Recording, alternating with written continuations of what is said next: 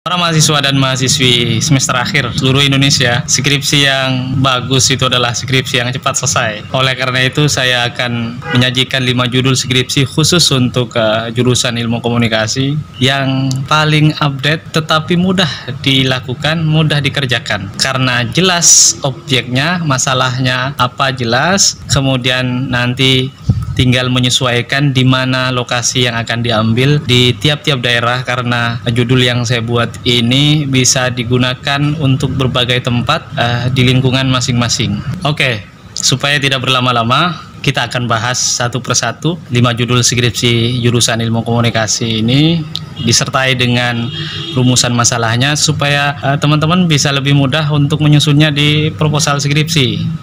Tetapi sebelum itu, kalau adik-adik belum subscribe, di-subscribe dulu, bunyikan loncengnya supaya kita bisa saling membantu. Saya akan membantu teman-teman apabila tertarik dengan 5 judul skripsi ini atau salah satu dari 5 judul skripsi ini. Sampai perjalanannya nanti adik-adik atau teman-teman menyusun proposal hingga menuliskan laporan nantinya. Amin.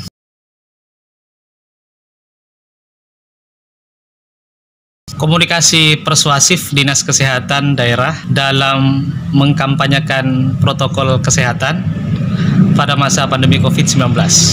Teman-teman bisa menyesuaikan Dinas Kesehatan di daerah lokasi adik-adik sekalian, karena kondisi sekarang masyarakat juga meskipun sudah mulai ada penurunan pandemi COVID-19 ini sejak adanya PPKM, sekarang di beberapa daerah masih menerapkan itu, tetapi sudah mulai berangsur-angsur masyarakat beraktivitas kembali. Konteks melakukan penyadaran kepada masyarakat itu harus ada komunikasi yang persuasif, komunikasi di mana apa yang kita omongkan itu karena harapannya untuk diikuti, dilaksanakan oleh masyarakat. Kita tahu masyarakat terkait dengan COVID-19 ini ada yang patuh, ada yang tidak. Jadi penting dalam hal ini bagaimana pihak Dinas Kesehatan melalui humasnya atau melalui sarana-sarana yang ada di sana melakukan komunikasi secara persuasif terhadap masyarakat dalam konteks mempromosikan protokol kesehatan ini agar masyarakat itu patuh terhadap protokol kesehatan. Jadi tujuan penelitian ini adalah ingin mengetahui bagaimana komunikasi persuasif itu dijalankan oleh Dinas Kesehatan untuk memberikan penyadaran kepada masyarakat dan mengikuti anjuran dari pihak Dinas Kesehatan. Tentu saja adik-adik yang lebih mudah itu adalah di Dinas Kesehatan daerah lokasi adik-adik sekalian. Secara tidak langsung ataupun secara langsung adik-adik juga ikut berpartisipasi ini untuk mengkomunikasikan bagaimana masyarakat itu supaya sadar tentang protokol kesehatan. Karena kalau enggak, kita akan terus-menerus mengalami masalah seperti ini. Nah, dari judul ini kita susun rumusan masalahnya. Yang pertama, bagaimana komunikasi persuasif Dinas Kesehatan ini kalau adik-adik meneliti di daerahnya mana, Dinas Kesehatan kabupaten apa begitu atau kota apa, bisa ditulis setelah Dinas Kesehatan daerah kabupaten apa begitu ya, atau Dinas Kesehatan kabupaten gitu, dalam mengkampanyekan protokol kesehatan terhadap masyarakat. Yang kedua, bagaimana efektivitas komunikasi persuasif dalam menciptakan kepatuhan sosial terhadap protokol kesehatan di masyarakat.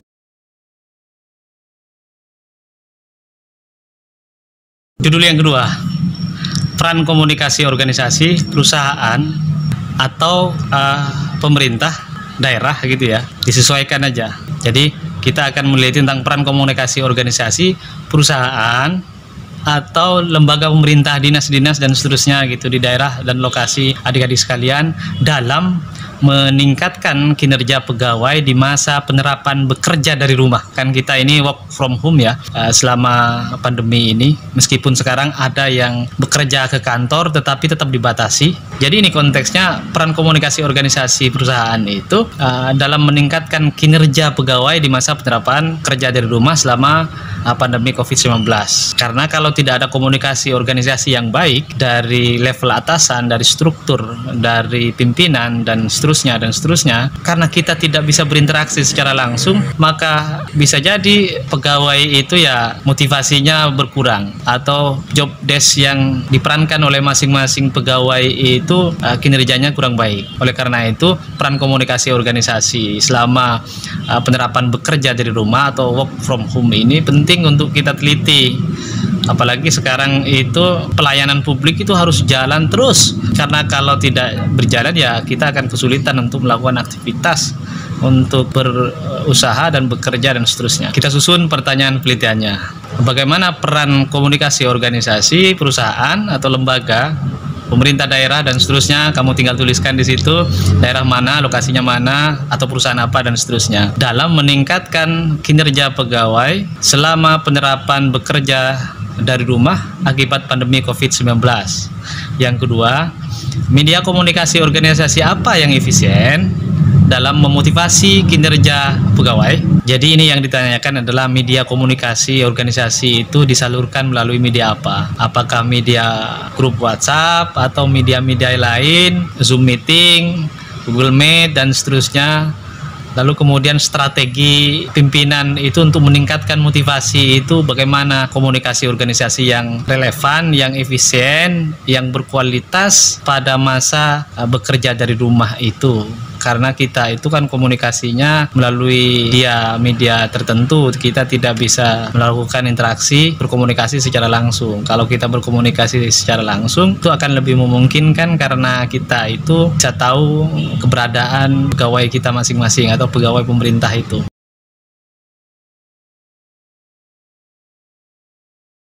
Judul yang ketiga, komunikasi interpersonal konselor dalam melakukan pendampingan bagi pecandu narkoba di rumah rehabilitasi daerah. Rumah rehabilitasi itu bukan hanya milik pemerintah, ada juga swasta, ada juga masyarakat, LSM dan seterusnya. Jadi adik-adik bisa ditentukan. Memang yang paling banyak itu pemerintah, misalnya di lapas, di BNN, di daerah masing-masing dan seterusnya. Itu jadi mudah ini. Tinggal ajukan judul ini, kemudian ambil lokasinya yang terdekat. Saya yakin mereka akan terbuka bagi kita untuk diteliti, karena ini bermanfaat bukan hanya bagi kita yang punya tugas di perguruan tinggi, tetapi juga bagi mereka, sehingga mereka itu juga bisa belajar dari laporan-laporan penelitian kita itu. Komunikasi interpersonal itu adalah komunikasi di mana kita itu dengan orang atau dengan klien, kalau istilahnya mereka ya, dengan orang pecandu narkoba itu kita berusaha untuk tidak menghakimi, kita berusaha untuk mengerti dia, karena tujuannya adalah keterbukaan. Istilahnya adalah bagaimana kita menguak background, latar belakang mengapa orang itu memakai, apa yang dialami selama memakai, apa yang dirasakan sehingga pada saat ini dan seterusnya. Hanya dengan komunikasi interpersonal, keterbukaan dan seterusnya itu seorang konselor atau pendamping itu bisa melakukan treatment kepada pecandu narkoba ya. Karena dari situ data yang paling penting, sehingga peran komunikasi interpersonal itu sangat vital di dalam kita melakukan pendampingan terhadap para pecandu narkoba. Nah, dari sini kita bisa susun rumusan masalahnya atau pertanyaan penelitian. Yang pertama, bagaimana komunikasi interpersonal konselor dalam melakukan pendampingan bagi pecandu narkoba di rumah rehabilitasi? Kemudian yang kedua, apakah model komunikasi interpersonal dapat menciptakan keterbukaan dan memotivasi pasien untuk sembuh dari jerat narkoba?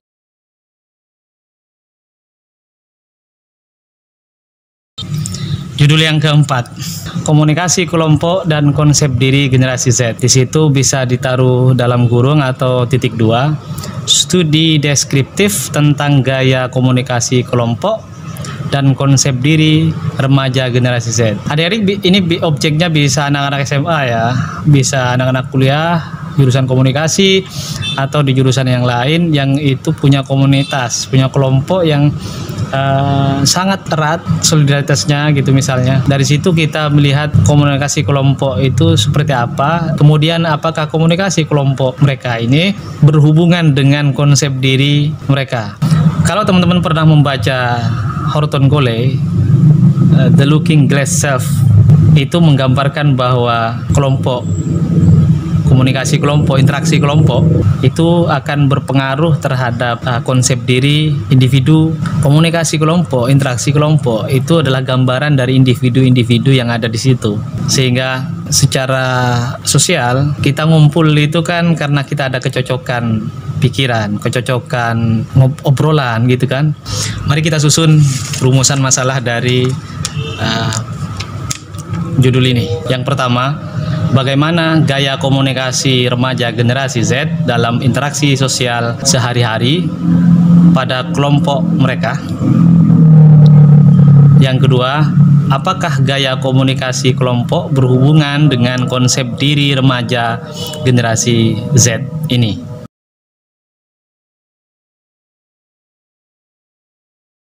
Judul yang terakhir, persepsi mahasiswa ilmu komunikasi tentang tren ikoi-ikoyan di sosial media Instagram. Nah, ini jadi tren sekarang. Ada banyak pro kontra di sini. Yang setuju mengatakan bahwa tren ikoi-ikoyan ini sebagai perbuatan yang baik karena memberikan hadiah berupa uang, berupa macam-macam gitu ya dari para selebgram itu untuk followernya. Tetapi orang-orang yang kontra terhadap ini mengatakan bahwa fenomena seperti ini akan berakibat tidak baik bagi generasi-generasi anak muda milenial sekarang, terutama karena ini bisa memicu ya atau bisa menciptakan generasi milenial yang punya mental meminta-minta. Itu yang pertama.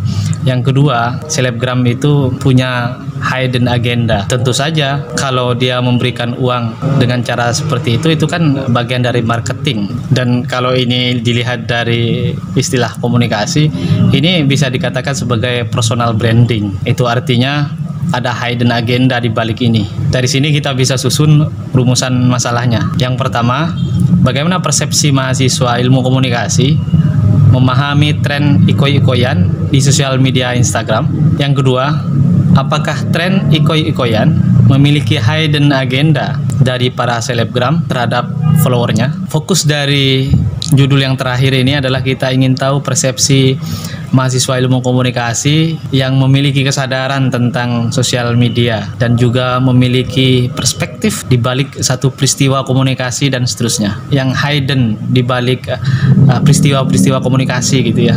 Nah, itu dia 5 judul skripsi ilmu komunikasi yang paling update dan paling mudah untuk dikerjakan di proposal skripsi. Semoga ini bermanfaat. Tetap semangat. Salam dari saya.